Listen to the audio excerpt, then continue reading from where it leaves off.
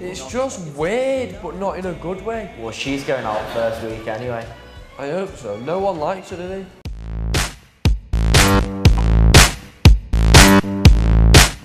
Reality television, a very dominant genre of UK culture, with several different formats and themes, it is clear that there is a demand for reality television programmes, hence why they continue to be broadcast. With shows like The X Factor reeling in over 10 million viewers a year, it makes me wonder why shows like these are so popular.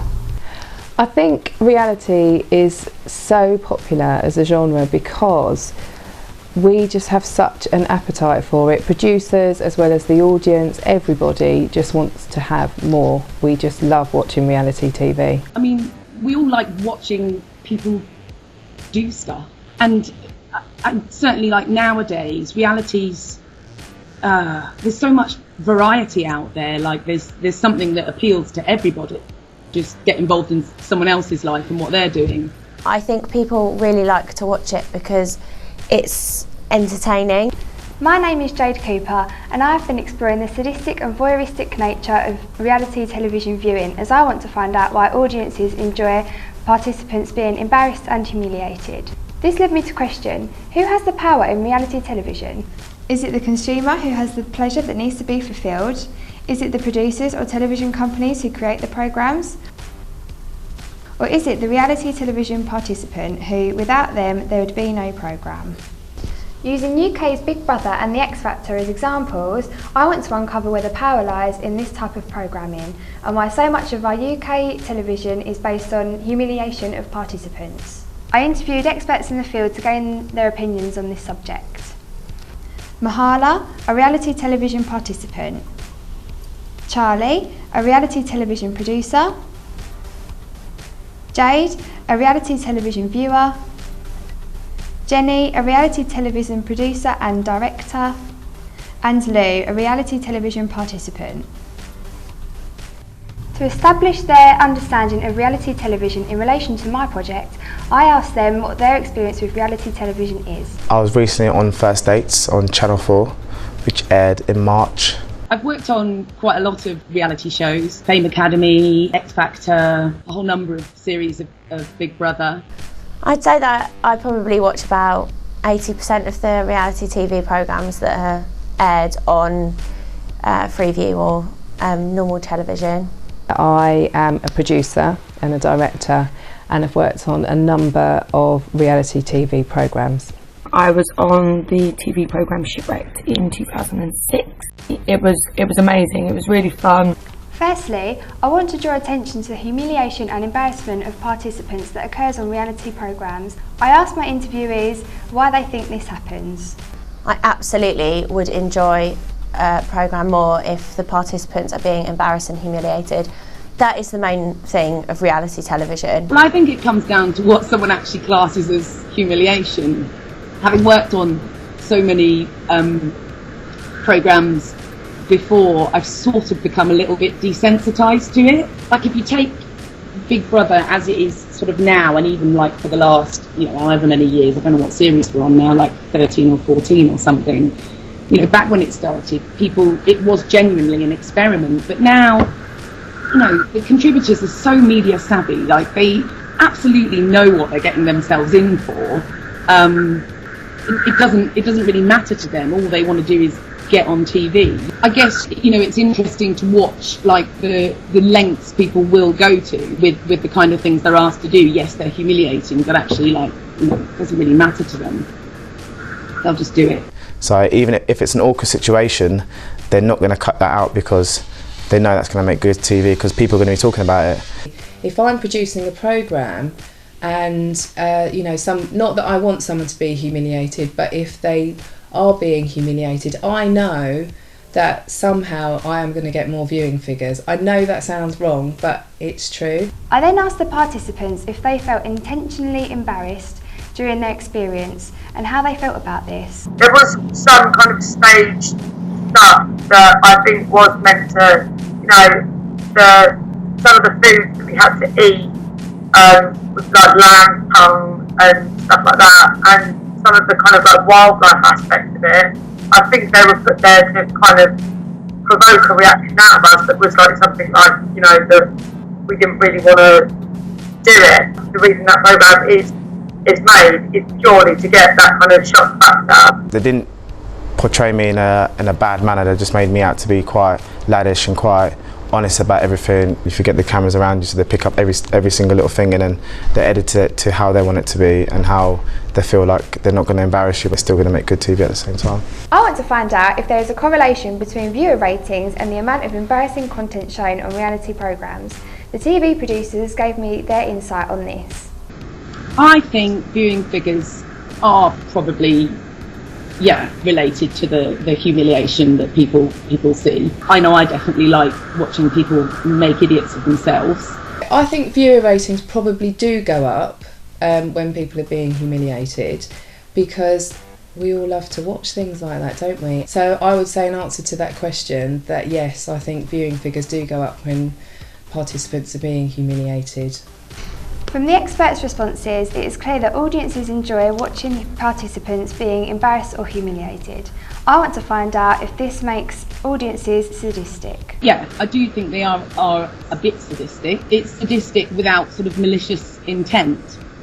And I suppose as a viewer myself, I definitely find a lot of the things I watch funny, so long as I don't see people that are actually like getting hurt or, you know, really genuinely upset, then I find it entertaining. It is quite sadistic because basically you're voting to watch someone do something that is horrendous. I think that the whole relationship that the audience have with kind of reality TV stars is a little bit sadistic in itself anyway.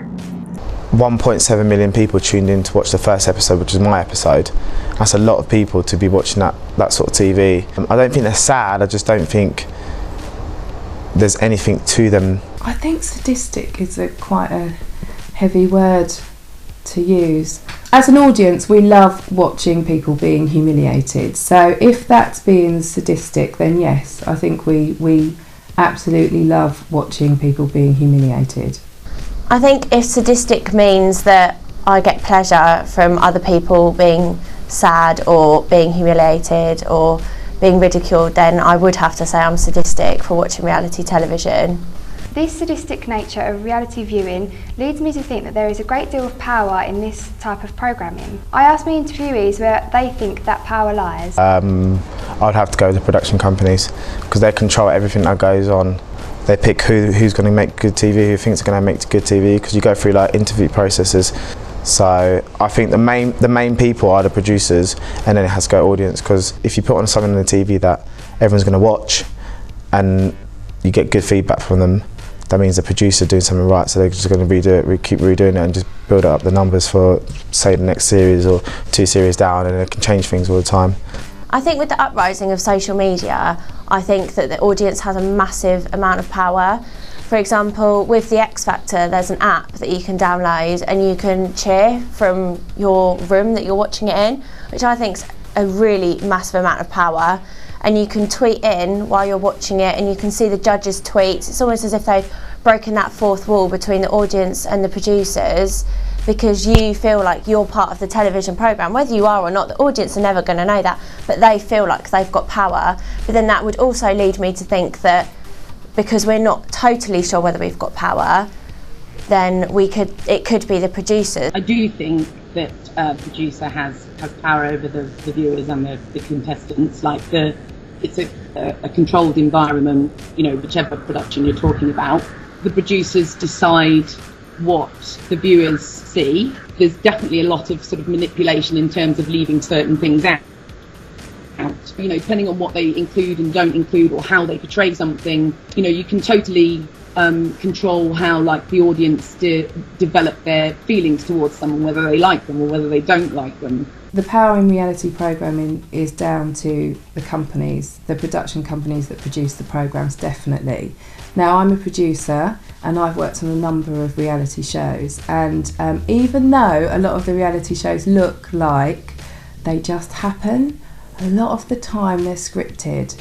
As a producer, you know what it is you need to make that programme work. So, for example, you need ups, you need downs, you need laughs, you need people to cry. So you kind of work out what it is you want, you script it, you prepare it, and then you go in and you make that happen. So that's how reality shows work.